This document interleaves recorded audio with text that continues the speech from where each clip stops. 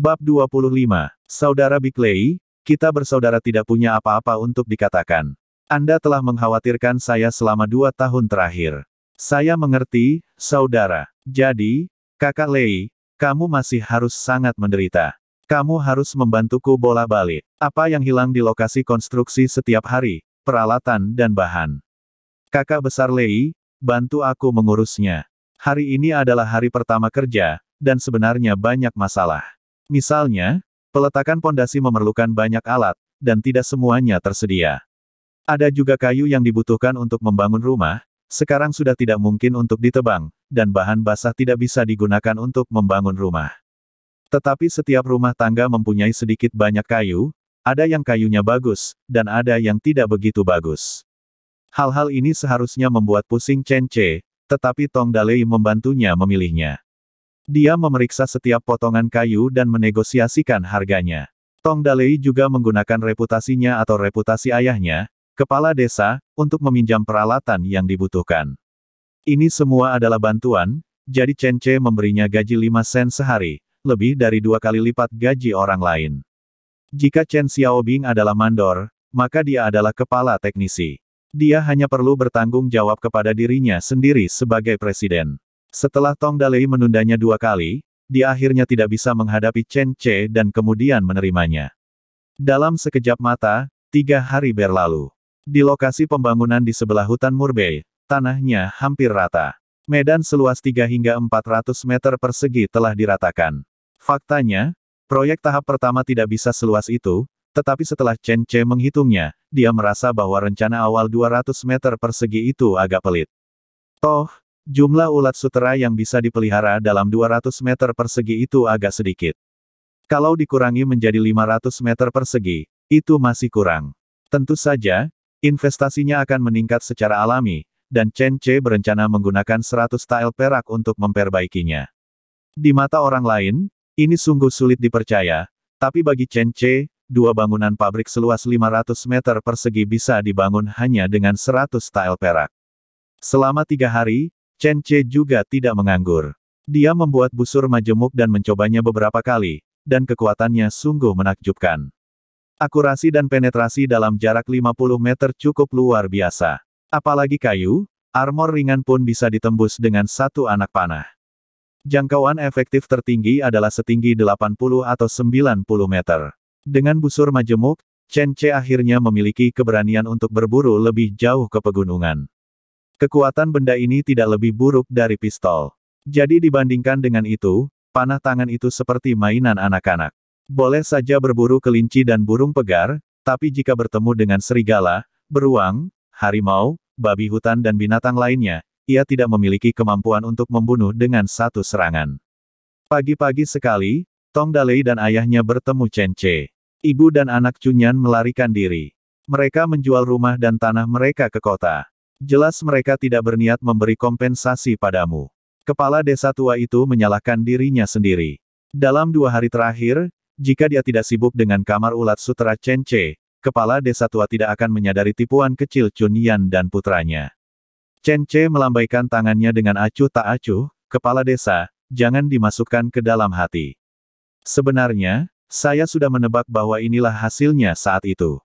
Oh, kepala desa tua itu sedikit terkejut.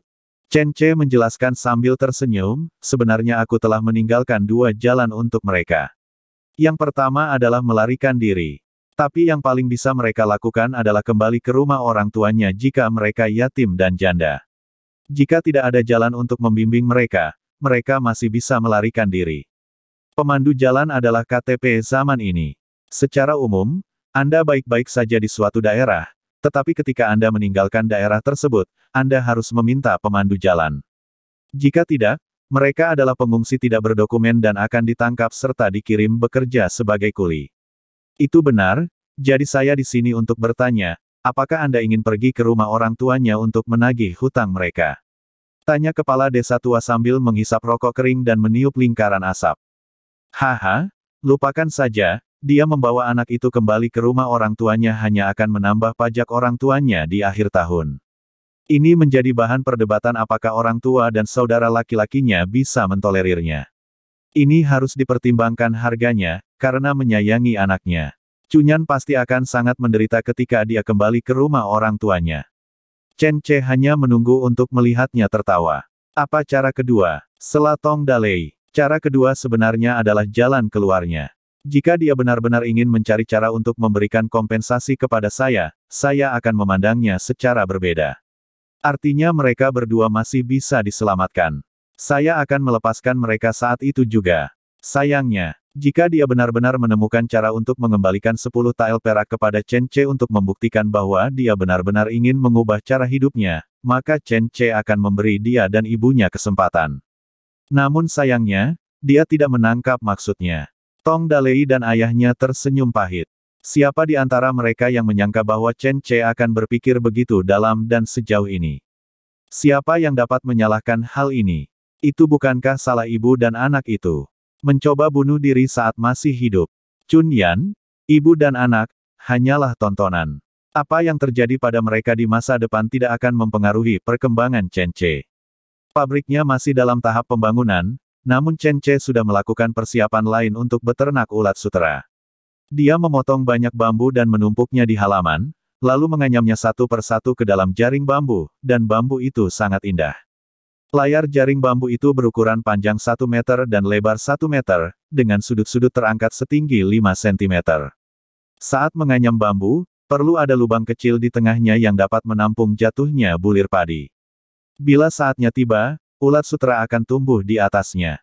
Hanya kotoran ulat sutera yang mereka keluarkan yang bisa jatuh melalui lubang kecil tersebut. Bambu linglong merupakan bambu sepanjang 2 meter yang bagian tengahnya diberi lubang kecil, kemudian menggunakan potongan bambu untuk membungkus penjara bambu berbentuk dan pada lubang kecil tersebut. Disinilah bayi ulat sutera akan ditempatkan satu persatu ketika mereka berada tumbuh dewasa. Penjara bambu kecil digunakan untuk membuat kepompong. Chen Ce bekerja terlalu lambat sendirian. Dia memperkirakan bahwa dia perlu membuat setidaknya 200 layar jaring bambu dan setidaknya 1000 bambu indah. Oleh karena itu, Chen Ce langsung memulai perekrutan kedua di desa tersebut. Tentu saja yang merekrut tenaga kerja kali ini adalah mereka yang bisa menganyam bambu. Merekrut sekitar 10 orang, gajinya 3 sen untuk 2 hari, setengah sen lebih rendah dari mereka yang memperbaiki rumah. Sebab, tingkat kelelahan itu berbeda-beda. Selain itu ada makanan, bubur, 1 daging, dan 1 sayur. Begitu kondisi ini dibuka, segera menimbulkan keributan baru di desa tersebut. Tentu saja, perekrutannya diserahkan kepada Tong Dalei. Dia lebih mengenal orang-orang di desanya daripada dia. Dia tahu siapa yang pandai menganyam bambu dan siapa yang malas.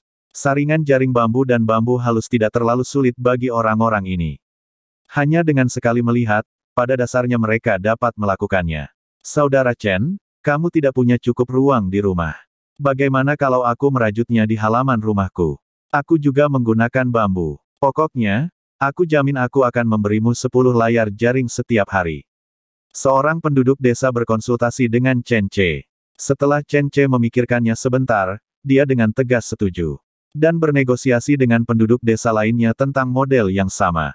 Artinya, 5 saringan mesh akan mendapat 1,5 sen, dan 10 bambu indah juga akan mendapat 1,5 sen. Pembangunan kuota berarti para pekerja ini datang untuk melapor setiap hari. Mereka akan menerima sebanyak yang dibutuhkan Chen Ce, dan mereka bisa mengirimkannya saat dia datang untuk makan malam. Penduduk desa sangat aktif. Dalam beberapa hari, Chen Ce memiliki lebih dari 200 layar bambu dan lebih dari 1000 bambu indah di halaman rumahnya. Bahan tambahan yang tak terhitung jumlahnya dibuat oleh penduduk desa karena mereka melihat ada bahan tambahan. Menghadapi penduduk desa yang begitu murah hati, Chen Ce tentu saja tidak pelit, dan langsung mengangkat bubur nasi tersebut hingga seukuran nasi kering. Bambu-bambu ini sangat indah, dan harga kasa bambu tidak mahal. Chen Ce mengeluh lebih dari sekali bahwa ini adalah era yang baik, dan upahnya sangat rendah di luar imajinasi. Setengah bulan kemudian, rangka utama rumah ulat sutera pertama selesai dibangun. Suatu pagi ketika salju musim dingin turun, pedagang keliling yang membuat janji dengan Chen Ce membawakannya sekantong benih ulat sutera. Benih ulat sutera dikirim dengan berbaring di atas selimut. Pedagang berjalan mengatakan bahwa benih ulat sutera tidak boleh terlalu dingin, jika tidak maka benih ulat sutera tidak akan dapat bertahan hidup pada musim semi berikutnya. Saat ini, jumlah pencatut relatif sedikit. Pengusaha tersebut menjelaskan beberapa detail budidaya ulat sutera secara detail. Saya mempelajarinya dari orang lain ketika saya membeli benih ulat sutera. Anda dapat melihatnya ketika tidak ada pekerjaan. Chen Ce mengambilnya dan melihatnya, sangat senang. Terima kasih atas kerja keras Anda. Pengusaha Liu Xingjiao menyesap teh panas sebelum membayar sisanya. Awalnya saya ingin menjaganya untuk makan, tapi dia masih memiliki banyak barang yang belum dia kirimkan, jadi dia harus membuat janji untuk lain waktu. Begitu Chen Ce mengantar pedagang keliling itu, dia melihat istri dan saudara ipar ketiga Chen Xiaobing menangis diam-diam di sudut. Kakak ipar ketiga, ada apa? Apakah Xiaobing mengganggumu? Kalau begitu, aku akan menanganinya dengan keras nanti. Chen Ce melangkah maju untuk menyambutnya. Masuk akal bahwa dia adalah istri Chen Xiaobing dan saudara ipar Chen Ce, jadi dia boleh disebut saudara ipar ketiga. Tidak, tidak, ayamku hilang, kakak ipar ketiga menangis dengan sangat sedih. Bab 26. Keluarga Chen Xiaobing awalnya adalah rumah tangga miskin di desa. Keluarga Chen Xiaobing memiliki seorang wanita tua yang minum obat, 2 istri, dan 3 anak untuk dinafkahi. Hasil dari beberapa hektar lahan pertanian yang sempit di rumah hanya cukup untuk makanan dan pakaian, dan keluarga tersebut bahkan tidak bisa mendapatkan daging apapun sepanjang tahun. Semua anak sangat lapar hingga mereka tinggal kulit dan tulang, tetapi semua ini berubah total setelah Chen Xiaobing membantu Chen Ce mengucapkan kata-kata yang adil. Chen Xiaobing tidak hanya datang dan bekerja sebagai mandor di sisi Chen Ce, menghasilkan $3 besar sehari, dan dengan bantuannya memasak, dia juga mendapat banyak uang sehari. Oleh karena itu, ini baru kurang dari sebulan, dan mereka pasti telah memperoleh lebih dari 100 yuan, yang tidak pernah berani mereka pikirkan sebelumnya. Dengan uang, ada harapan dalam hidup. Kakak ipar ketiga ini adalah orang yang berorientasi pada keluarga. Ia merasa selain bekerja di ladang, ada banyak cara untuk membuat keluarga menjadi lebih kaya. Seperti berkembang biak. Untuk saat ini, keluarga mereka belum berani memikirkan untuk beternak babi dan domba, karena selain mahal, biaya pemeliharaannya juga membutuhkan biaya yang besar. Oleh karena itu, kakak ipar ketiga memilih proyek kecil-kecilan beternak ayam. Ketika salju turun beberapa hari yang lalu, tidak ada pekerjaan di gunung, dan itu adalah pasar di kota Xinyu, jadi dia memanggil Chen Xiaobing ke kota dan membeli 10 ekor anak ayam. 9 ekor betina dan 1 jantan. Menurut penuturan kakak ipar ketiga, setelah ayam dipelihara, ayam betina bisa bertelur, dan ayam jantan dipelihara untuk tahun baru untuk disembelih dan dimakan. Cita-citanya sangat memuaskan, namun kenyataan membuatnya menangis tanpa air mata. Sejak kemarin lusa, seekor bayi ayam hilang di rumah. Tanpa diduga, 2 lagi hilang tadi malam. Ayam tidak murah, harganya masing-masing 2 sen. Ini setara dengan kehilangan 2 hari gaji Chen Xiaobing. Namun sejauh ini belum jelas siapa yang mencuri anak ayam tersebut. Awalnya, kakak ipar ketiga mengira ketiga anaknya kehilangan anak ayam karena keisengan mereka. Namun setelah hari ini, dia menyadari bahwa dia telah salah memahami mereka. Karena bukan hanya ayam adik ipar ketiga saja yang hilang, ayam dan bebek warga desa lainnya juga ikut hilang. Sepertinya ada sesuatu yang memasuki desa kita. Chen Ce menyentuh dagunya dan menghela nafas. Pada saat ini, Luo Sanshan tiba-tiba berlari sambil menangis. Suamiku, ini tidak baik. Salah satu kelinci kita hilang. Apa? Chen Ce berlari karena terkejut. Saat ini, hidup Luo Sanshan akhirnya lebih santai. Tugas utama setiap hari adalah membantu kakak ipar ketiga dan yang lainnya. Lalu yang paling disibukkan dia dan Qiu Yaur adalah memberi makan kelinci-kelinci kecil ini. Kelinci kecil itu telah tumbuh hingga lebih dari 1 pon dalam waktu setengah bulan, dan keduanya sangat diperlukan. Mereka memelihara kelinci ini sebagai hewan peliharaan. Setiap hari mereka naik gunung untuk mencari rumput muda untuk kelinci. Tahukah Anda, sekarang sedang musim dingin, dan sulit menemukan rumput muda. Tapi Qiu Yaoer bahkan menggali tumpukan salju untuk membantu mereka menemukan rumput untuk dimakan. Faktanya, memberi makan kelinci dengan jerami di musim dingin tidak masalah, tetapi mereka masih menemukan cara untuk mendapatkan rumput lembut untuk mereka setiap hari, yang menunjukkan kecintaan mereka pada kelinci ini.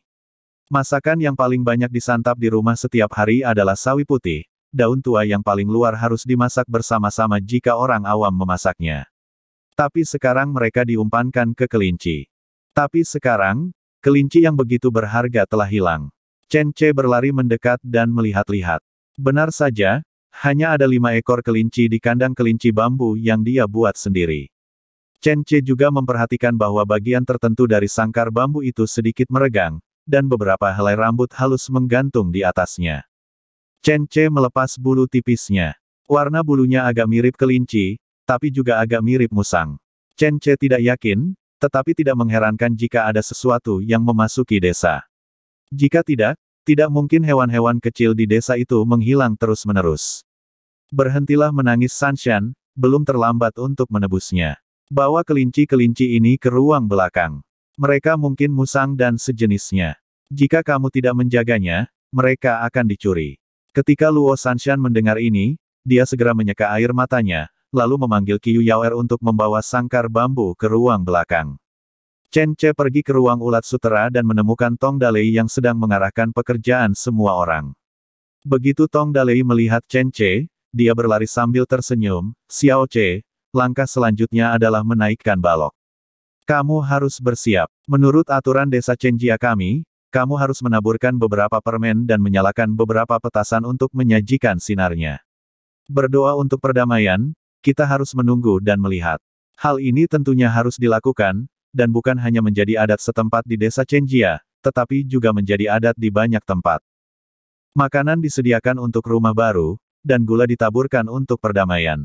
Besok aku akan pergi ke pasar untuk membeli permen, dan aku juga perlu membeli 2 ekor anjing. Kakak Lei, kelinci di rumahku dan ayam di rumah Xiao Bing hilang. Tolong tanyakan apakah ada yang hilang dari rumah orang lain, saya curiga desa kita telah dimasuki musang atau sejenisnya. Tong Dalei tiba-tiba menjadi serius, masuknya musang ke desa memang merupakan masalah besar. Saya harus meminta ayah saya untuk memberitahu semua orang bahwa setiap orang yang memelihara unggas di rumah harus dijaga ketat, dan anak-anak juga harus memperhatikan. Chen Ce mengangguk, ini adalah hal terbaik yang harus dilakukan tim ayah dan anak.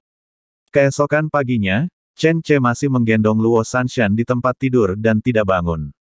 Hal semacam itu, Anda tahu rasanya setelah makan sumsumnya setelah yang pertama, yang kedua dan ketiga, tentu saja. Hanya saja terkadang bukan Chen Ce yang mengambil inisiatif, melainkan Luo Sanshan. Tentu saja bukan Luo Sanshan yang membangunkan Chen Ce. Dia kelelahan tadi malam dan dia masih tertidur sekarang. Itu adalah Qiu Yaoer. Dia biasanya tidak berani memasuki kamar Chen Ce dengan santai. Dia dan Chen Ce sekarang dalam keadaan lebih dari sekedar teman tetapi belum menjadi kekasih. Setiap hari ketika dua orang saling melihat, mereka akan merasa malu. Chen Ce tidak terburu-buru untuk mewujudkan pernikahan dengannya, tetapi menikmati keadaan yang sangat menawan ini. Tapi sekarang, dia benar-benar menerobos masuk terlepas dari apakah Chen Ce atau Luo Sansan mengenakan pakaian atau tidak. Tidak baik. Kak Sanshan, suamiku, tidak baik, 2 ekor kelinci kita hilang lagi, Wong Taixin ada di sini untuk mencuri kelinci itu lagi. Chen Ce bangun dengan ekspresi bingung di wajahnya. Aduh, terjadi lagi. Apakah musang begitu galak? Kalau kelinci ditaruh di ruang belakang, masih bisa datang dan mencurinya. Chen Ce berdiri, dan tubuh telanjangnya terlihat di depan Qiu Yaoer. Dia sangat ketakutan sehingga dia dengan cepat berbalik dan berlari keluar dari kamar belakang. Saat Chen Ce berpakaian dan keluar, wajah Qiu Yaoer masih merah. Chen Ce mengabaikannya dan segera pergi memeriksa kandang kelinci. Memang ada 2 kelinci lagi yang hilang. Kali ini, Chen Ce bahkan menemukan noda darah di kandang kelinci. Rupanya hal itu disebabkan perlawanan kelinci kecil itu saat dibawa pergi. Chen Ce menyentuh dagunya, sedikit bingung. Apakah musang ini gila sekali? Selain itu, bisakah ia menghabiskan 2 ekor kelinci? Meski kelinci kecil itu masih kecil, beratnya lebih dari 1 pon. Sosok langsing musang hanya berbobot paling banyak 2 atau 3 pon. Wajar jika dia akan memakan seekor kelinci.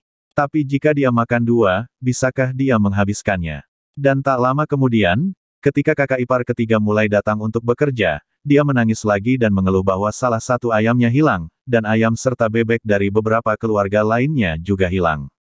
Chen Ce segera menyadari bahwa benda sialan ini mungkin bukanlah musang. Kemungkinan besar ini adalah kejahatan geng. Tidak tahan. Sekalipun Anda tidak dapat menyerang musang karena beberapa pantangan, setidaknya Anda harus menghalangi mereka dan tidak membiarkan mereka datang lagi. Oleh karena itu, Chen Che memanggil Qiu Yaur dan langsung pergi ke kota. Ia berencana membeli 2 ekor anjing, 2 anjing penjaga gunung, jenis yang bisa mengalahkan musang. Selain itu harus membeli banyak permen, biji melon dan sejenisnya untuk disajikan. Selain itu, Anda harus membeli daging.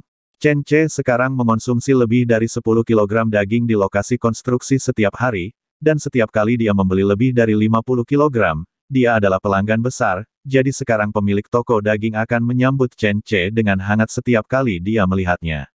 Tapi setiap kali setelah Chen Che membeli daging, mereka akan membicarakannya di belakang punggungnya. Anak malang Chen Jiachun. Saya mendengar bahwa 20 atau 30 pekerja dipekerjakan untuk membangun rumah di gunung. Ini bukan hanya untuk manusia, ini untuk ulat sutera. Itu membuatku tertawa. Jarang sekali ada anak malang seperti itu. Dari mana Orion Chen mendapatkan begitu banyak uang? Saya mendengar bahwa dia memiliki hubungan dengan seorang pedagang garam dan meminta Tuan Hu membayar kompensasi setelah memukulinya. Hei, bisakah Tuan Hu menyerah? Hei, kudengar Tuan Tiger ingin berurusan dengannya kapan saja. Bab 27. Di jalanan yang sibuk, Chen Che dan Qiu Yaur berjalan-jalan sambil membawa ransel. Ada banyak orang pergi ke pasar hari ini, dan Qiu Yaur adalah pemandangan indah yang berjalan di antara kerumunan. Chen Che khawatir dia tersesat, jadi dia berinisiatif untuk memegang tangannya. Setelah Qiu Yaur berjuang secara simbolis sebanyak 2 kali, dia menyerah. Biarkan Chen Che memeluknya erat. Tangannya lembut, namun ada beberapa bekas luka di telapak tangannya akibat memotong kayu bakar, yang membuat Chen Che tanpa sadar memeluknya lebih erat. Bajingan pendahulunya ini benar-benar tidak manusiawi. Dia benar-benar membiarkan wanita cantik dan lembut itu memotong kayu untuk mendukungnya. Chen Che selalu ragu mengapa pendahulunya selalu menolak untuk menyentuhnya. Tak hanya Luo Sanshan dan Qiu Yaur, konon ketiga wanita sebelumnya juga telanjang bulat sebelum berangkat. Saya tidak ingat, saya benar-benar tidak ingat mengapa pendahulu saya melakukan ini. Namun, ini juga membuat Chen Che memiliki kekayaan terkaya. Entah itu Luo Sanshan yang ramping dan subur atau gadis cantik Qiu Yaur, semuanya adalah hal yang sangat disukai Chen Che. Jadi ketika Chen Che menariknya, dia akan selalu menggunakan sedikit kekerasan. Ada kerumunan besar, Qiu Yaur tersipu dan membiarkan pria itu memegang tangannya. Dan setiap kali ada orang yang lewat menabraknya secara tidak sengaja atau sengaja, dia akan selalu mendorong mereka ke belakang dengan keras. Jika orang yang lewat memandanginya tidak terima, dia tidak keberatan menunjukkan kapaknya yang sudah dipoles kepada mereka. Kapak barunya adalah kapak bermata 2. Kapak tua yang berkarat sudah lama dikesampingkan dan tidak banyak digunakan. Dia memoles kapak baru setiap hari, setajam pisau dapur, begitu dia menunjukkannya, bahkan orang yang lewat yang kejam padanya akan menahan diri. Tidak ada pasar khusus anjing di pasar tersebut. Biasanya anjing-anjing dari pedesaan telah melahirkan anak anjing sebanyak yang mereka mau. Jika tidak bisa dipelihara, mereka akan membawanya ke kota untuk ditukar dengan sejumlah uang. Chen Che sudah bertemu dengan beberapa pedagang kaki 5, tapi bukan anjing itu yang dia inginkan. Tidak ada alasan, mungkin karena saya tidak melihatnya dengan benar. Namun, sebelum anjing dibeli, Chen Che justru bertemu dengan seorang kenalan. Hei, bukankah ini Tuan Chen? Tuan Chen, saya sudah lama tidak bertemu Anda, tetapi gaya Anda masih sama. Saat kelompok pengganggu ini berjalan di jalan, otomatis orang-orang di sepanjang jalan akan menghindari mereka. Hei, kenapa kamu membawa istrimu bersamamu? Kalian sangat penyayang. Anak-anak, kenapa kamu tidak segera datang dan menyapa Tuan Chen dan istrinya? Li Hu memberi perintah, Bao Kuo dan Lai Qiang melangkah maju dengan wajah setengah tersenyum dan berteriak keras, Tuan, Nyonya. Qiu Yaoer tidak takut, tapi memegang kapaknya erat-erat dan menatap Lai Qiang dan yang lainnya dengan mata tajam. Tuan Tiger, kamu baik-baik saja. Chen Che merasa sedikit panik, tetapi wajahnya tetap tenang. Mengapa bajingan ini tidak melarikan diri bertemu dengannya?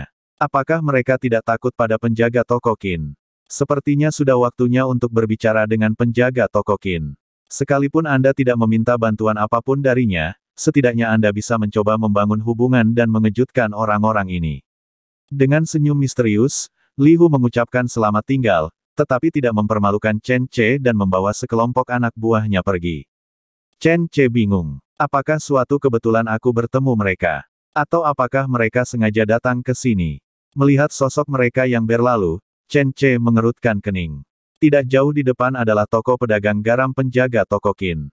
Setelah Chen Ce ragu-ragu sejenak, dia berjalan mendekat. Ketika saya pertama kali sampai di depan pintu, saya tiba-tiba melihat seorang wanita tua menggendong dua anak anjing dan menjualnya. Siapapun yang ingin memeliharanya dengan baik, datang dan beli. Beri saya 1 atau 2 sen.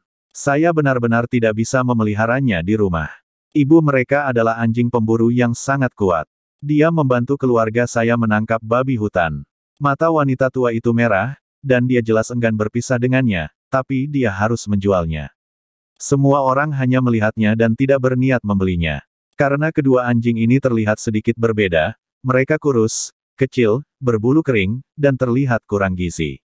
Tapi Chen Ce tiba-tiba melihatnya dengan benar. Mereka adalah dua anjing berwarna campuran, satu hitam dan satu kuning. Ini adalah anjing penggembala asli, meskipun sedikit lebih kurus, namun matanya tetap sangat tajam.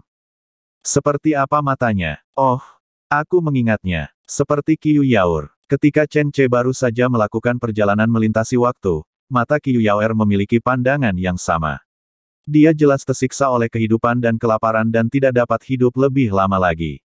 Tapi matanya tidak pernah menyerah. Kedua anak anjing ini sama. Chen Ce langsung jatuh cinta. Bu, berikan aku dua anak anjing ini. Aku ingin mereka dan segera mulai membayar. Anda orang-orang yang hebat dan baik hati.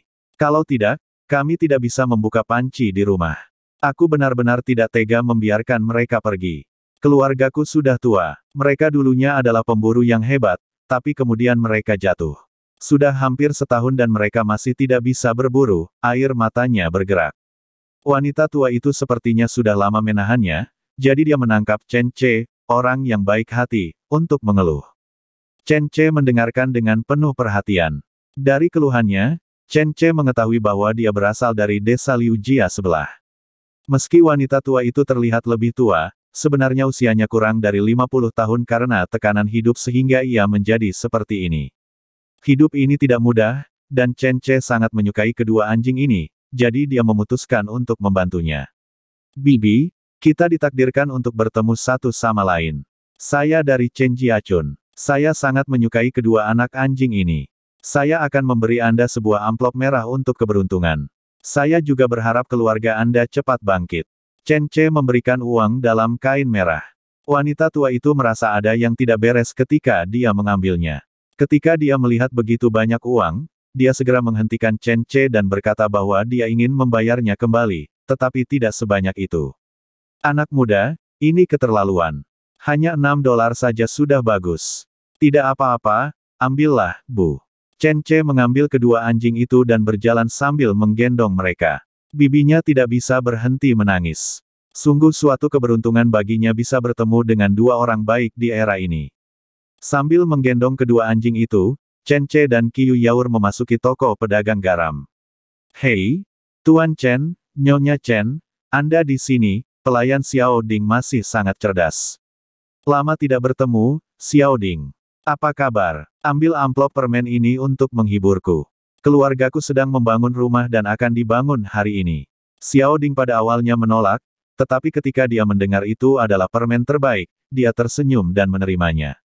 Oh, aku tidak bisa pergi dan harus mencari keberuntungan. Haha, penjaga toko ada di dalam, aku akan memanggilkannya untukmu. Penjaga toko Qin diundang keluar setelah beberapa saat. Wajah penjaga toko Qin bersinar hari ini, dan dia jelas-jelas bahagia.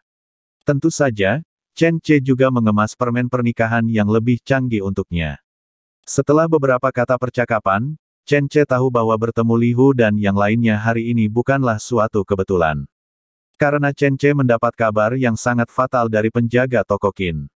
Dia akan kembali ke Daming Mansion. Alasannya juga karena Chen Ce. Garam bulunya dikirim kembali ke Daming Mansion dan sangat dihargai oleh pemilik keluarganya. Tiba-tiba, penjaga toko Qin mendapat kesempatan untuk kembali, dan kemungkinan besar dia akan digunakan kembali oleh keluarga besarnya. Faktanya, penjaga toko Qin pada awalnya tidak bernama Qin. Nama belakangnya adalah Li. Dia hanyalah pegawai keluarga Qin pada awalnya. Dia diberi nama keluarga Qin oleh kepala keluarga karena pekerjaannya yang luar biasa. Ini adalah suatu kehormatan tingkat tinggi dalam sebuah keluarga besar. Dia diturunkan jabatannya di sini karena insiden yang melibatkan putra penjaga toko Qin. Sekarang, dia akan naik meninggalkan jurang maut. Saudara Chen, saya harus berterima kasih. Jika bukan karena garam bulu Anda, akan terlalu sulit bagi saya untuk kembali ke Daming Mansion. Penjaga toko Qin tersenyum dan menepuk bahu Chen Ce. Jadi, Saudara Chen, jika ada hal lain yang Anda butuhkan dari saya, tidak masalah, saya pasti akan menyelesaikannya untuk Anda. Chen Ce mempercayainya, tetapi dalam situasi saat ini, Li Hu dan yang lainnya belum melakukan apapun. Selain itu, apa yang bisa dilakukan penjaga toko Qin? Membantu membunuh Li Hu dan yang lainnya. Haha, tidak realistis. Selain itu, sekarang Li Hu dan yang lainnya tahu bahwa penjaga toko Qin akan pergi dan penjaga toko Qin telah kembali ke rumah Daming, jadi ancaman terhadap mereka tidak terlalu besar. Tidak, saya hanya bisa mendoakan masa depan cerah dan perjalanan yang aman bagi penjaga toko Qin. Tidak peduli seberapa kuat dukungan Anda, yang terbaik adalah mengandalkan diri sendiri. Kali ini, Chen Ce tidak ingin bergantung pada orang lain. Jika Li Hu dan yang lainnya memiliki keahlian, Anda dapat mencobanya. Bab 28. Hanya masalah waktu sebelum penjaga toko Qin meninggalkan kota Xinyu. Chen Ce bertanya padanya, dan dia tidak terlalu yakin dengan jadwalnya. Dia harus menyelesaikan penyerahan urusan di kota Xinyu sebelum pergi. Tapi paling lambat, harus setengah bulan sebelum festival musim semi. Dengan kata lain, masih ada waktu paling lama 1,5 bulan. Dari segi waktu, Chen Ce merasa masih banyak waktu. Dalam 1,5 bulan ini, Li Hu dan yang lainnya kemungkinan besar tidak akan berani terlalu lancang. Setelah mengucapkan selamat tinggal kepada penjaga toko Qin, Chen Ce memeluk kedua anjing itu dan membawa pulang Qiyu Yaoer. Mengikuti aturan lama, saya menghabiskan beberapa sen di tempat pandai besi Liu dan meminta muridnya menggunakan bagal untuk membawa barang-barang itu kembali ke Chen Ce. Kali ini, Chen Ce juga meminta pandai besi Liu untuk memesan sejumlah mata panah. Karena dia berencana untuk menangani Li Hu dan yang lainnya sendirian, persiapan harus dilakukan. Frustrasi terbesar Chen Ce datang dari senjata. Panah tangan tidak ampuh membunuh harimau, beruang hitam, tapi apakah masih ampuh membunuh orang? Dalam jarak 30 meter, ia bahkan dapat menembus papan kayu setebal 1 inci. Kekuatan ini tidak lebih lemah dari pistol kaliber kecil. Seseorang yang memegang senjata seperti itu mungkin bukan tandingan para bajingan itu. Tapi bagaimana jika kita tidak mempersenjatai pasukan? Ditambah dengan busur panah yang lebih kuat, Chen Ce tidak menganggap Li Hu dan yang lainnya sebagai ancaman baginya. Keuntungan lainnya adalah Chen Ce kini memiliki reputasi yang sangat baik di desanya. Terakhir kali dia meminta orang untuk mengalahkan anak buah Li Hu, dia harus mencari Tong Dalei sebagai jaminan agar penduduk desa membantunya. Tapi bagaimana sekarang? Keluarga mana yang tidak ingin bekerja di lokasi konstruksi Chen Ce? Makan 2 kali makan kering sehari ditambah 1 daging dan 2 sayuran, jenis makanan kerja ini cukup membuat pria dewasa manapun di desa menjadi gila. Belum lagi, masih ada 2 sen gaji yang selalu dibayarkan Chen Ce setiap hari. Gaji harian. Apalagi kota Xinyu, meskipun seluruh kabupaten Rongdong dicetak ulang, tidak akan ada yang kedua. Menghadapi reputasi seperti ini, Chen Ce setidaknya bisa mengumpulkan ratusan penduduk desa hanya dengan 1 perintah. Dalam situasi inilah Chen Ce merasa tidak perlu bergantung pada penjaga toko Qin untuk melakukan hal lain. Bagaimanapun, dia sekarang bisa dianggap sebagai tiran teratas di desa Chenjia. Mungkin tidak ada orang lain yang merasakan hal ini, tapi Chen Ce sendiri mengetahuinya dengan baik. Chen Ce memesan 500 anak panah sekaligus. Liu Tiejiang memberinya harga istimewa. Awalnya 2 sen per anak panah, tapi dia mendiskonnya menjadi 1,5 sen per anak panah, dengan total 800 sen. Kumpulan mata panah ini perlu dikirim dalam 3 kali angsuran. Satu-satunya persyaratan Chen Ce adalah mengirimkan anak panah ke rumahnya. Tentu saja, tidak ada masalah dengan kualitasnya. Pada saat yang sama, Liu juga diberi perintah diam-diam dan tidak diizinkan memberitahu siapapun. Meski mata panah tidak dilarang, namun jika didapat dalam jumlah sebanyak itu, pemerintah pasti akan mengambil tindakan. Chen Ce berpikir satu kalimat kata-kata berburu pasti tidak akan bisa membodohinya. Oleh karena itu, kami akan menyerangnya dari sumbernya. Jika tidak ada yang berhasil, jika tempat Liu Tiejiang diselidiki oleh pemerintah, dia dapat berbagi target dengan Tong Dalei dan yang lainnya. Katakan saja satu barang Chen dapat digunakan oleh ratusan orang.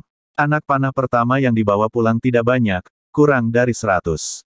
Tapi ini juga membutuhkan poros panah yang cukup. Poros panah yang paling cocok adalah kepala lilin putih. Bentuknya halus, beratnya sedang dan tidak akan melayang saat ditembakkan, sehingga sangat praktis. Untungnya, terdapat banyak tiang lilin putih di pegunungan, namun membutuhkan banyak waktu untuk mengumpulkannya. Setelah kembali ke desa, anak-anak di desa berkumpul mengelilinginya. Karena mereka juga tahu bahwa hari ini adalah acara besar bagi rumah ulat sutera Chen Che, sehingga mereka tahu bahwa Chen Che akan membeli permen. Mereka telah menjaga pintu masuk desa ketika Chen Che dan Qiu Yaoer pergi ke pasar. Sekarang setelah Chen Che kembali, mereka segera bersorak dan mengelilinginya. Ketika mereka menemukan dua anak anjing kurus di pelukan Chen Che, mereka berseru berulang kali. Ada anjing di desa, tapi tidak banyak. Mereka semua adalah anjing dewasa dan sangat sedikit yang memiliki anak anjing. Anjing besar itu galak dan anjing kecil itu lucu. Anak-anak sangat menyukainya dan mengejar mereka ke rumah Chen Che untuk menonton. Anak mana yang tidak menyukai binatang kecil? Qiu Yaoer dan Luo Sanshan masih menyayangi kelinci kecil itu sampai mati setiap hari. Sekarang dia menjadi anak anjing yang lebih cerdas. Setelah Luo Sanshan menerima berita itu, dia mengambil seekor anak anjing sesegera mungkin dan menggendongnya, seperti memeluk kekasihnya. Anak anjing juga sangat manusiawi, dia terus menggelengkan kepala dan ekornya, serta sangat penyayang. Hanya sedikit lemah. Chen Che meminta Luo Sanshan memasak kaldu dan nasi untuk diberi makan. Anak anjing jenis ini bisa menjadi gemuk dan putih hanya dalam beberapa hari, dan akan menjadi lebih lucu lagi jika saatnya tiba. Setelah menjelaskan masalah anak anjing di sini, Chen Che segera berlari ke ruang ulat sutera sambil membawa petasan dan permen. Anak-anak segera mengikuti. Tong Dalei datang menjemputnya di tengah jalan, apakah kamu akhirnya kembali? Saya pikir kamu akan melewatkan waktu. Chen Che tersenyum dan berkata, bagaimana bisa? Saya baru saja bertemu Li Hu dan yang lainnya di pasar, sehingga menunda mereka untuk sementara waktu. Hah? Apa yang mereka inginkan? Kamu baik-baik saja. Tidak apa-apa, kita akan membicarakannya nanti. Chen Che menyerah dan kemudian naik gunung. Setiap orang di desa yang bisa datang, dan ratusan orang berkumpul di sekitar rumah ulat sutera. Selain permen, Chen Che juga membungkus 1 atau 200 amplop merah dengan kain merah. Amplop merah berisi bungkusan kecil masing-masing 1 sen, namun ada juga beberapa bungkus besar berisi 6 sen dan 8 sen, semuanya untuk keberuntungan dan kebahagiaan. Waktu yang baik telah tiba. Chen Che naik ke atas balok, dan kemudian memukul palu kayu pertama pada balok dengan tangannya sendiri. Pekerja lain dengan cepat membantu, dan balok itu selesai dalam beberapa pukulan. Anak-anak di bawah bersorak keras, dan suara mereka bergema di seluruh hutan. Chen Che tersenyum lebar. Harus saya katakan atau tidak, anak-anak di era ini sangat rakus terhadap permen. Lagi pula, mereka tidak bisa makan lebih dari 2 permen sepanjang tahun. Chen Che membeli ratusan kilogram permen. Permen sangat mahal, lebih mahal dari makanan. 100 kilogram permen ini harganya hampir 600 sen. Ditambah amplop merah yang dibungkusnya, luar dan dalam, harganya lebih dari 800 dolar. Namun, Chen Che merasa ada gunanya mengeluarkan uang untuk membeli kebahagiaan dan membeli pengakuan orang terhadap dirinya. Tapi hanya dengan membagikan beberapa permen, dia akan menjadi raja anak-anak di desa mulai sekarang. Jika Li Hu dan yang lainnya datang ke desa di masa depan, mereka bahkan tidak perlu waspada pasti terima kabarnya secepatnya. Ketika anak-anak berkumpul di bawah, beberapa petasan dinyalakan. Chen Che mengambil permen dalam segenggam besar dan menyebarkannya seperti hujan bunga di langit. Anak-anak ada di sana berebutan. Pertama-tama, saya tidak bisa melepaskannya. Setelah sekeranjang besar permen berserakan, lebih dari 100 amplop merah juga dimiringkan ke bawah, sehingga anak-anak dapat mengambil segenggamnya. Wajah setiap orang yang hadir dipenuhi dengan senyuman dan kegembiraan.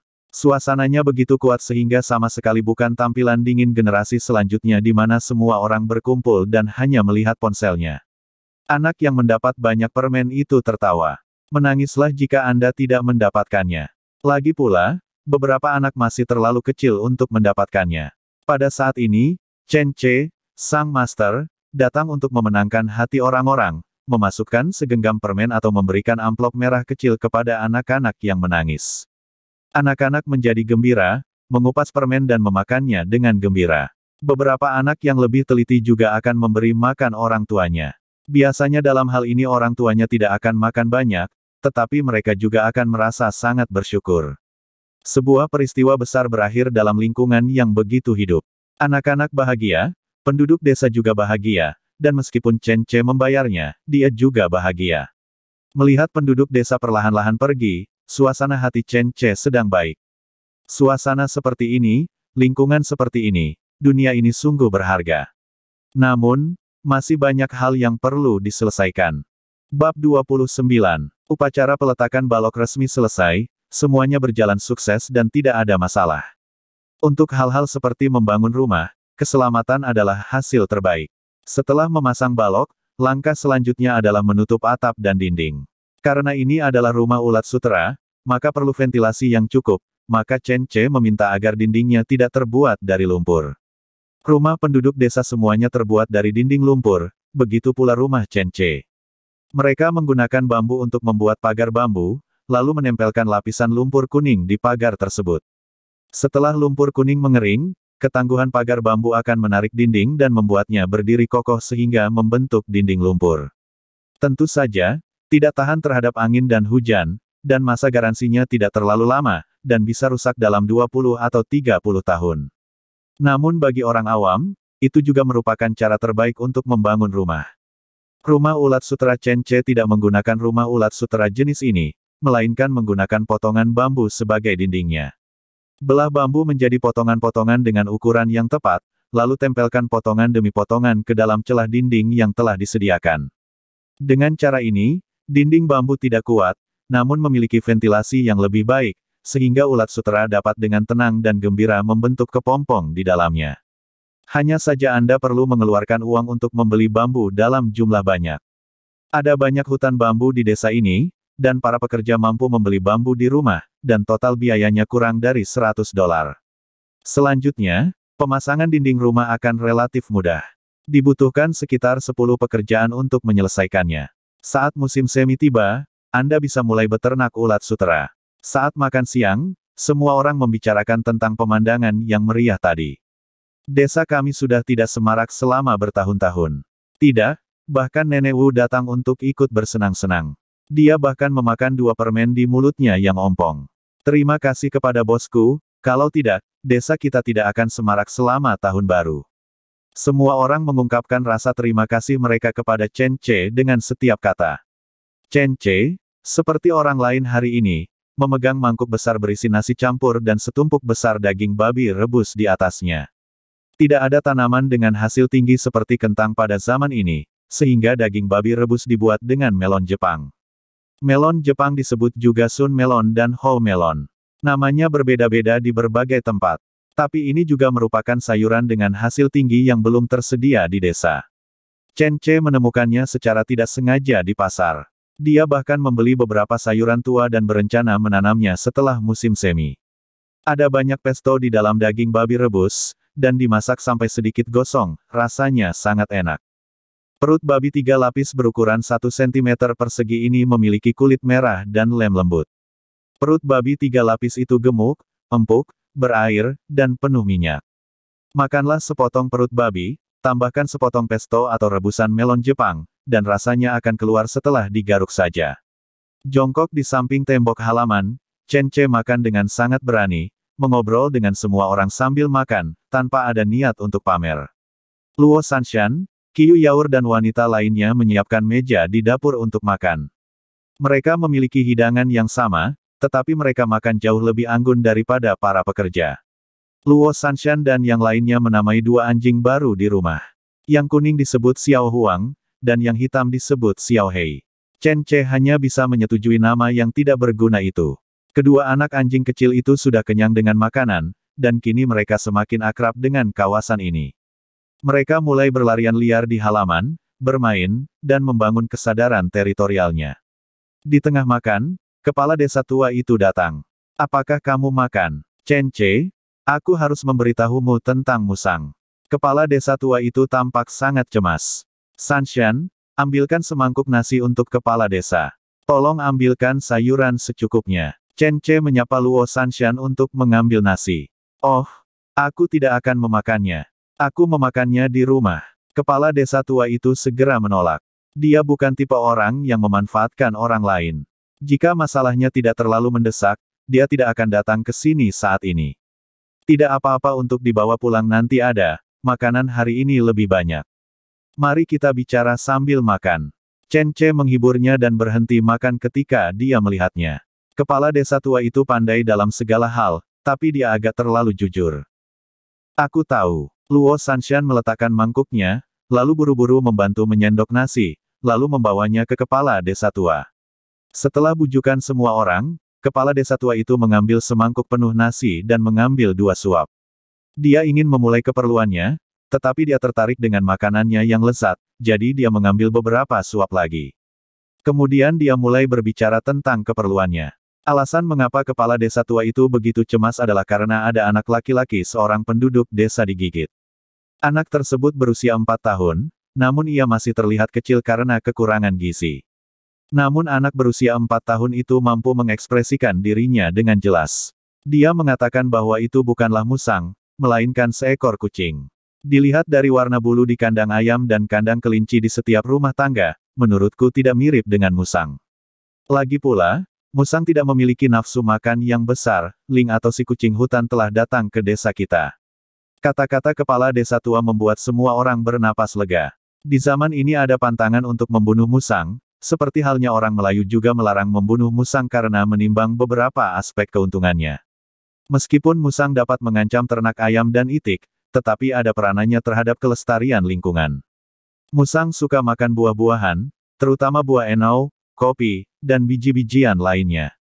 Setelah memakan buah-buahan ini, terutama buah enau, kopi biji-bijian ini akan tersebar kemana maka dan siap tumbuh di tempat itu, sesuai dengan kemana binatang ini membuang kotoran. Oleh karena itu jarang orang Melayu menanam enau dengan sengaja bahkan juga pohon buah yang lain. Binatang musang ini tidak musnahkan orang Melayu, karena mereka tahu, musang ini berperan sebagai penjaga keseimbangan ekologis. Kucing hutan, itu lebih baik. Lebih baik jika bukan musang. Efektivitas tempur musang sebenarnya jauh kalah dengan kucing hutan, namun karena beberapa pantangan tradisional, semua orang tidak rela melakukan apapun terhadap musang. Oleh karena itu, setelah mendengar bahwa itu adalah kucing hutan, semua orang mengira itu lebih mudah untuk ditangani. Kucing hutan atau yang disebut Ling. Makhluk ini adalah kucing berukuran sedang. Ia jauh lebih kuat dibandingkan harimau atau macan tutul. Namun kekuatan bertarungnya tidak boleh dianggap remeh. Setidaknya, anjing peliharaan biasa tidak bisa mengalahkannya, dan seekor serigala liar jelas bukan lawannya. Karena memadukan kepekaan gerakan kucing dengan kekuatan gigitan gigi taring. Sedangkan untuk Ling, sepertinya jika kita ingin menangkapnya, akan membutuhkan usaha lebih, kata Chen Ce sambil menghela nafas. Di sebelahnya, Tong Dalei yang juga seorang pemburu juga mengangguk. Kucing hutan sangat sensitif dan waspada, sehingga sangat sulit ditangkap. Chen Ce, karena itu Ling, ayo gunakan jebakan saja. Kuharap pikiran hewan ini tidak terlalu pintar. Usulan Tong Dalei disetujui oleh Chen Ce. Maka malam itu, Chen Ce dan Tong Dalei bekerja sama membuat jebakan, menggunakan setengah kati daging dan seekor kelinci hidup sebagai umpan.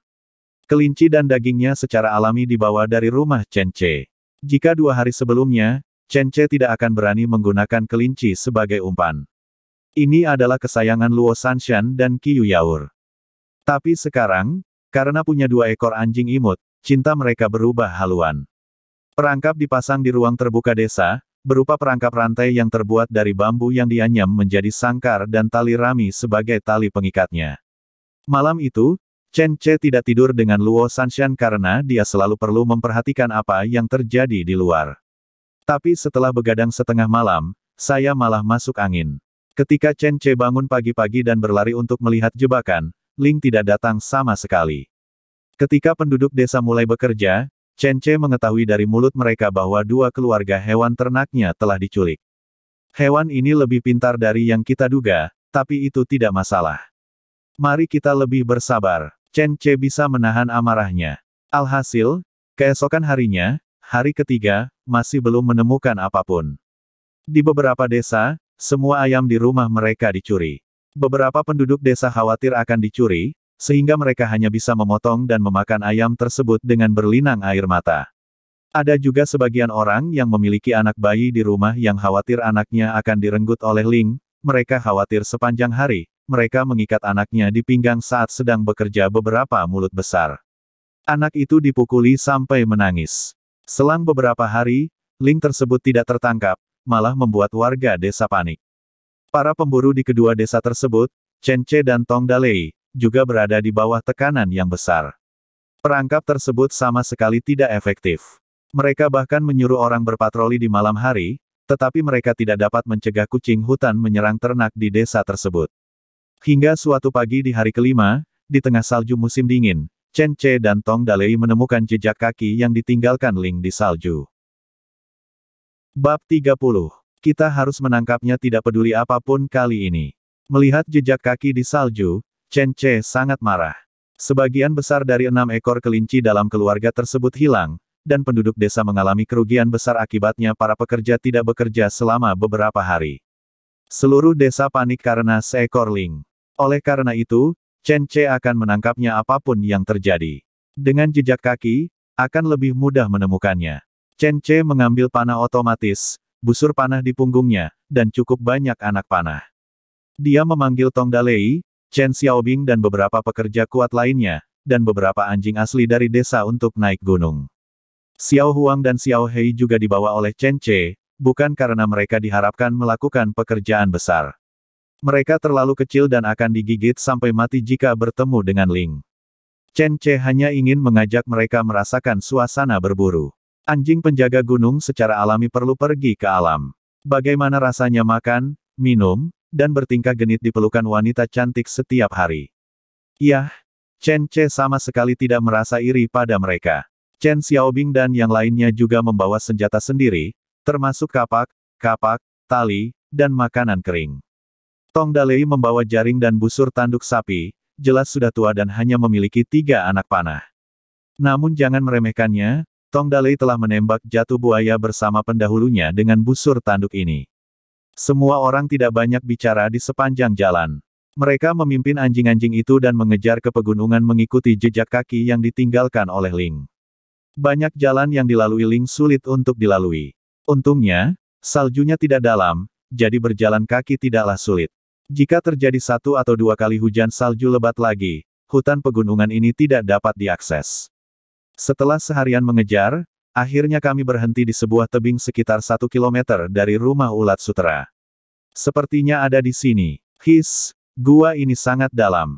Bagaimana kalau aku masuk dan menangkapnya? Saran Chen Xiaobing sambil melihat ke gua tempat tinggal Ling. Gua ini tidak terlalu kecil, dan orang yang lebih kecil bisa memasukinya. Tapi tidak ada yang berani masuk. Ling adalah hewan yang sangat ganas. Dalam konfrontasi head-to-head, salah satu dari mereka akan tertangkap dengan wajah berantakan. Jika dia kurang beruntung, bola matanya dan benda lainnya akan hilang. Terlebih lagi, jika Anda tersangkut arteri besar, Anda akan langsung mati.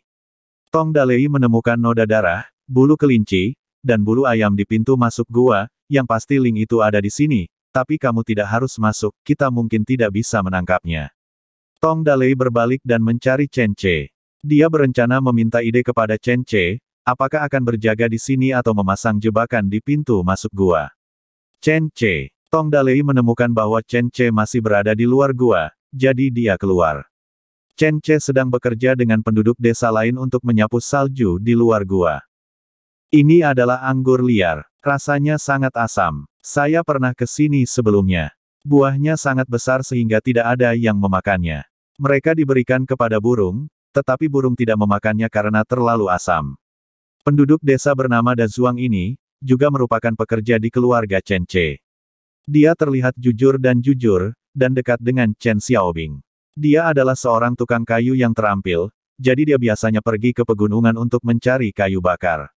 Anggur asam. Mata Chen Ce perlahan menjadi cerah. Da Zuang memanjat ke kebun anggur dan menemukan seikat anggur asam yang dikeringkan secara alami. Sudah berubah menjadi kismis, tidak besar, dan sekarang sudah menjadi hitam. Jika bagian luarnya dicubit, daging buah di dalamnya sama dengan kismis biasa. Untuk mengimbanginya, rasa asamnya kuat. Meski menjadi kering biasa dan tidak memiliki kelembapan asam, rasa manisnya masih belum cukup.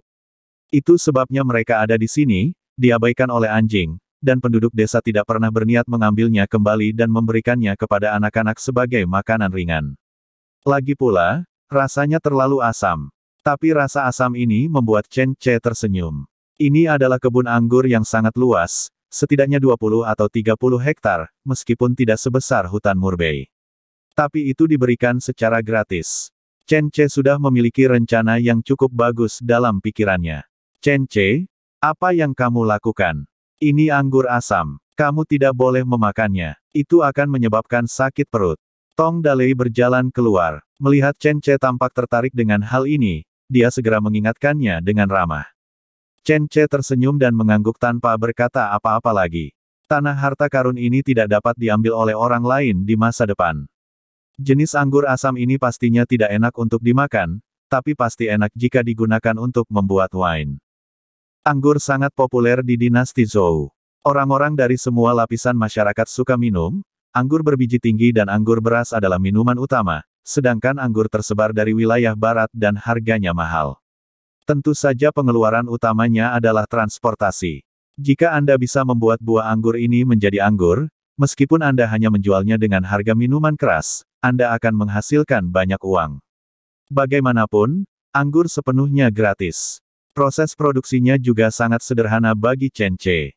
Dulu, saat kita di rumah, siapa yang tidak membuat beberapa toples wine? Setelah menyembunyikan masalah tersebut, Chen Ce mengangguk ke arah Tong Dalei, lalu mereka pergi ke dalam gua untuk memeriksanya. Gua itu lebar di luar dan sempit di dalam. Chen Xiaobing dan yang lainnya memeriksa area tersebut dan menemukan bahwa tidak ada pintu masuk atau keluar kedua. Jika tidak ada jalan keluar kedua, akan lebih mudah, ayo serang dengan asap. Usulan Chen Ce disetujui dengan suara bulat. Salah satunya adalah memberinya wajah, dan yang lainnya adalah metode ini sangat bagus. Saat itu, semua orang mulai membagi pekerjaannya. Chen Ce dan Tong Dadong membantu mengubur jaring itu. Ketika asap masuk nanti, Ling di dalamnya pasti akan habis, tapi kami tidak bisa membiarkannya kabur. Da Zuang, Chen Xiaobing dan yang lainnya pergi keluar untuk memotong kayu dan membasahi dedaunan. Karena Anda ingin mengeluarkan Ling di dalam gua, tentu saja Anda harus menemukan sesuatu yang berasap. Da Zuang dan yang lainnya masih sangat akrab dengan cabang, rumput, dan dedaunan ini. Tidak lama kemudian, semua orang telah menyiapkan 4 tumpukan obor. Setelah dinyalakan, keluarlah asap tebal dalam jumlah besar. Da Zuang dan Chen Xiaobing menggunakan tongkat kayu panjang untuk mendorong tumpukan obor ke dalam gua lebih jauh ke dalam. Perbedaan suhu antara gua dan bagian luar menciptakan gaya isap, menyedot semua asap di dalamnya. Persis seperti cerobong asap. Nyalakan 2 lagi. Melihat asap tebal terserap, Chen Ce dengan cepat meminta seseorang untuk menyalakan 2 lagi. Asap tebal dalam jumlah besar memasuki gua. Chen Ce meminta orang-orang untuk membawa anjing-anjing itu pergi dan mencegah mereka menggonggong di pintu masuk gua. Tapi faktanya Chen Ce sangat menghargai Ling ini. Beberapa menit kemudian, Chen Ce yang bermata tajam melihat seekor kucing besar dengan cepat berlari keluar gua dengan 2 ekor Ling kecil di mulutnya. Ia sangat waspada. Ketika ia melihat Chen Ce dan yang lainnya, ia menekan ke sudut dan mencoba untuk bergegas keluar. Namun sayangnya, jebakan sudah menunggu di ujung jalan. Ketika berhasil melewati dahan mati, ketika mencoba keluar lagi, ia dihadapkan pada jaring ikan yang tebal. Ia langsung terjerat, dan meraung keras. Kedua anaknya hilang, namun tidak bisa lepas dari jebakan jaring ikan. Chen Ce, sebaliknya, khawatir panah itu akan lepas, jadi dia segera mengambil panah otomatis dan menarik pelatuknya. Chen Ce tahu bahwa hewan ini melakukannya demi anak-anaknya sendiri, jadi dia mengambil risiko turun gunung untuk mencari ternak penduduk desa untuk dimakan. Ling yang diakibatkan di musim dingin adalah seperti ini. Jika mereka tidak dapat menemukan makanan di pegunungan, desa-desa terdekat akan menjadi sasaran perburuan mereka. Nah, cinta keibuan memang patut mendapat simpati. Namun bagaimana dengan penduduk desa yang unggasnya dimakan? Bagaimana dengan anak yang digigit? Chen Ce tidak pernah berlagak menjadi dewa suci. Dia bisa dengan jelas membedakan mana yang lebih ringan dan mana yang lebih berat. Oleh karena itu, Dia tidak menunjukkan belas kasihan dan menembakkan panah otomatis secara terus-menerus. 2 anak panah dibelokkan, dan 3 di antaranya mengenai. 1 anak panah mengenai perutnya, 1 anak panah mengenai lehernya, dan 1 lagi cuma terserempet, hanya luka kulit. Ini setara dengan hanya 2 anak panah yang berakibat fatal. Ling berjuang sekuat tenaga. Keinginannya untuk bertahan hidup sangat kuat, tetapi setelah terkena 2 anak panah yang mematikan, ia hanya bisa menyaksikan nyawanya menghilang dengan cepat. Bersambung.